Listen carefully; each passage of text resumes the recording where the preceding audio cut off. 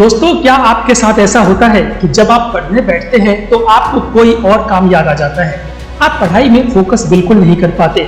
किसी तरह से पढ़ भी लेते हैं तो वो ज्यादा देर तक याद नहीं रहता। कोई टॉपिक समझ नहीं आता, रटा हुआ तो बिल्कुल भी याद नहीं रहता। एग्जाम में आप सब कुछ भूल जाते हैं। तो ये सिर्फ आपकी समस्या नहीं है, ये अमूमन बहुतों के साथ होता है। और इसकी एक बहुत बड़ी वजह है कि लोग गलत तरीके से पढ़ते हैं और उसे समझने की कोशिश करते हैं, याद करने की कोशिश करते हैं, इसीलिए उन्हें कुछ याद नहीं रहता। लेकिन अब आपके साथ ये समस्या नहीं होने वाली, क्योंकि आज मैं इस वीडियो में आपको 5 ऐसे सुपर टेक्निक्स बताने वाला हूं जिससे आप पढ़ाई को समझेंगे भी और उसे इस तरह से याद रखवाएंगे कि कभी भूलेंगे नहीं। जी हाँ, ये मेरा दावा है। तो प्लीज आपसे रिक्वेस्ट है कि इस वीडियो को अंत तक देखिए। इस वीडियो का कोई भी पार्ट स्किप मत कीजिए, क्योंकि सभी वीडियो जो है, सभी टेक्निक्स जो है वो एक दूसरे से जुड़े हुए हैं, इंटरलिंक्ड है। सबसे पहले तो आपको यह समझ लेना है, जी हाँ, पहला टेक्निक ये है कि तोते की तरह रटना बिल्कुल नहीं है। क्या अच्छा है, क्या बुरा है, क्या गाली है, क्या मतलब मजाक है या फिर कोई तारीफ है। जी हाँ, तो तोते की तरह रट रट कर पढ़ना जो है बंद कर दीजिए। ये बचपन के लिए ठीक था कि आप जब पढ़ना सीख रहे थे, ABCD सीख रहे थे, तब आप A for apple, B for boy, C for cat वगैरह वगैरह सीखते थे। लेकिन अब वो नहीं चलेगा। पहले समझना जरूरी नहीं था, पहले रट्टा मारना जरूरी था कि आप कोई राइम सुना दीजिए बड़ों को या फिर ABCD सुना दीजिए, तब आप बड़े आपसे जो है खुश हो जाते थे और आपको एक ट्रॉफी देते थे, आपको शाबाशी देते थे। लेकिन रट्टा मारने का वो टेक्निक जो है दोस्तों अब नहीं चलने वाला, क्योंकि ये पढ़ाई करने का, याद करने का एक सबसे बेकार तरीका है। ये कभी काम नहीं आता है दोस्तों, नहीं पढ़ाई लिखाई में, नहीं प्रैक्टिकल जीवन में। तो रटा हुआ जो है वो कुछ ही देर तक याद रहता है। और इसका सबसे बड़ा नुकसान क्या है दोस्तों, कि अगर आपको एग्जाम के दिन सवाल को जो है, जिस सवाल का जवाब आपने याद किया है, उसे अगर जरा सा घुमा कर पूछ लिया जाए तो आपको कुछ समझ ही नहीं आता, क्योंकि आपने तो रट्टा मारा है, आपने समझा ही नहीं है उसे। और रटे हुए को, मेमोरी को रिकॉल करना जो है बहुत दिक्कत होती है। अगर आपने कोई हार्ड क्वेश्चंस देख लिया तो आप डर के मारे सारे जो रटे हुए चीज आपने याद करके रखे हैं एग्जाम के लिए, वो भी भूल जाते हैं। पहला तरीका ये, आप रटेंगे नहीं बल्कि उसे समझेंगे। दूसरा टेक्निक दोस्तों ये है कि हमें सब्जेक्ट के नेचर और कॉम्प्लेक्स को समझकर, उसकी कॉम्प्लेक्सिटी को समझकर उसे उसी तरीके से पढ़ना होगा। और इसके लिए आपका फोकस सिर्फ पढ़ाई पर होना चाहिए। जैसा कि हम पहले ही जान चुके हैं कि आपका पढ़ाई में मन नहीं लगता। आप जब कोई काम करने जाते हैं, पढ़ने जाते हैं, तो आपका दिमाग जो है फोकस नहीं करता। लेकिन इस टेक्निक के लिए आपका दिमाग का फोकस में रहना बहुत जरूरी है। ऐसा तब होगा जब आपका दिमाग एक जगह टिकेगा। तो पढ़कर, समझकर और याद रखने के लिए ये दूसरा सबसे बेस्ट तरीका है कि अपने दिमाग को एक जगह फोकस में रखिए। रही बात फोकस की, तो उसके लिए आप एक काम कीजिए। जी हाँ, मैं आपको वो टेक्निक बताने जा रहा हूँ जिससे आपका ध्यान जो है पढ़ाई में बिल्कुल लगेगा। क्योंकि जब हम पढ़ने बैठते हैं तो हमें कोई ना कोई ऐसे काम याद आते रहते हैं जिसके चलते हमारा दिमाग फोकस में नहीं रहता और हम उस काम को छोड़कर, उस काम को, पढ़ाई को छोड़कर यानी कि दूसरे काम में लग जाते हैं। तो इसके लिए आपको क्या करना है, भले ही आप 10 मिनट के बाद पढ़ाई कीजिए, लेकिन उस 10 मिनट के दौरान आपके जितने भी काम आपको याद आ रहे हैं, जो छोटे मोटे काम है, जो 2 मिनट के अंदर पूरे हो सकते हैं, 2 मिनट से कम में पूरे हो सकते हैं, उन्हें पूरा कर लीजिए। जैसे कि इस सामान को इधर रखना है, उधर रखना है, टीवी को बंद करना है, मोबाइल को ऑफ करना है, इसका नोटिफिकेशन देख लेना है, ये सब आप एक बार कर लीजिए। उसके बाद आप सुकून से पढ़ने बैठिए।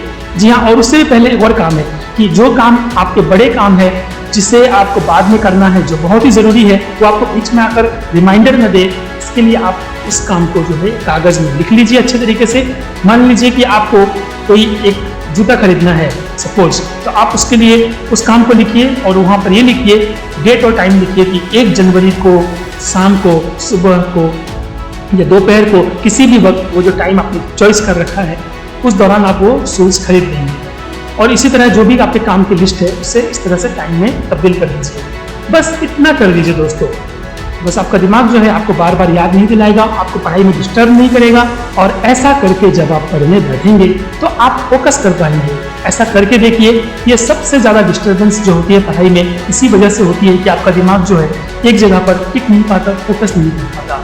तो तीसरा तरीका जो है दोस्तों, इसमें आपको क्या करना है कि जो भी टॉपिक आपको याद करना है, जो भी लेसन आपको समझना है, उसे कम से कम 2 बार ऐसे ही पढ़ लीजिए। जी हाँ, ऐसे ही पढ़ लीजिए समझने के लिए। उसके बाद उसमें क्या लिखा है उसे समझने की कोशिश कीजिए। इसके लिए आप डिक्शनरी का सहारा ले सकते हैं या गूगल का सहारा ले सकते हैं, इंटरनेट का सहारा ले सकते हैं। तो जब आप अच्छी तरह से उसे समझ ले, अच्छी तरह से समझ ले, तो उसे अपनी भाषा में एक बार उसे लिखिए, समझिए कि आपने क्या समझा।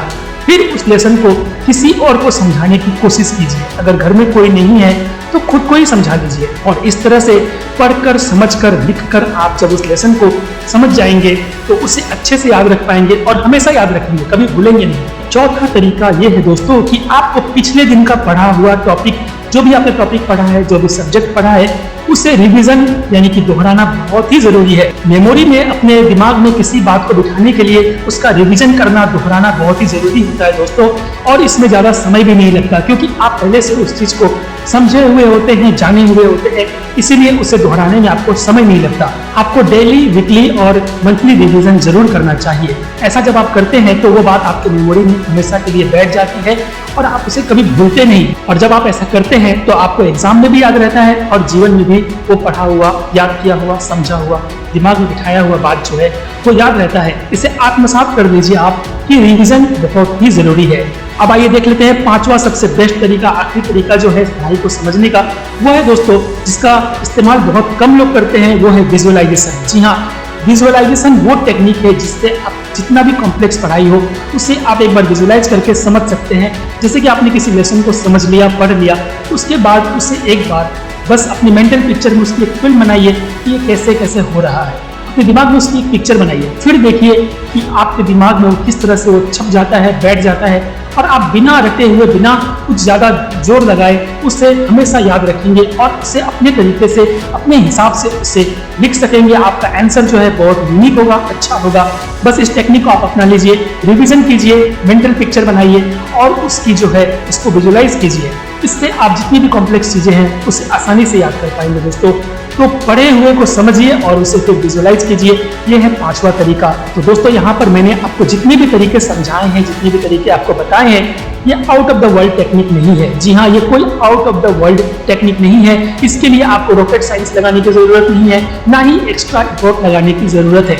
बस आपको पढ़ाई करने का अपना तरीका बदलना है। जी हाँ, याद रखिए, अगर पढ़ाई में मन नहीं लगता, पढ़ाई याद नहीं होता, तो पढ़ाई करना बंद मत कीजिए, बल्कि पढ़ने का तरीका बदलिए। तो दोस्तों इस तरह से जब आप पढ़ाई करेंगे, उसे याद करेंगे, तो वो हमेशा याद भी रहेगा, आपका एग्जाम भी अच्छा होगा और आप एग्जाम में अच्छे तरीके से नंबर लाकर पास भी करेंगे, क्योंकि आपने रट्टा मारकर याद नहीं किया है। तो समझिए और इन 5 तरीकों को अपनी पढ़ाई लिखाई में जो है आज से ही इसे इस्तेमाल करना, उपयोग करना शुरू कर दीजिए और आपको जरूर रिजल्ट मिलेगा। आप मुझे कमेंट करके बताइए कि आपको कौन सी टेक्निक इसमें सबसे ज़्यादा अच्छी लगी है। उस टेक्निक के बारे में हमें कमेंट करके बताइए और आप किस तरह से अपनी पढ़ाई को याद करते हैं ये भी हमें कमेंट करके बताइए। अगर आपको ये जानकारी अच्छी लगी है तो इस जानकारी को जितना हो सके इसे लाइक कीजिए, शेयर कीजिए और फिर हमारे चैनल को सब्सक्राइब करना बिल्कुल मत भूलिए। इस वीडियो को अंत तक देखने के लिए आपका बहुत बहुत धन्यवाद। All the best for your life. ओम शांति।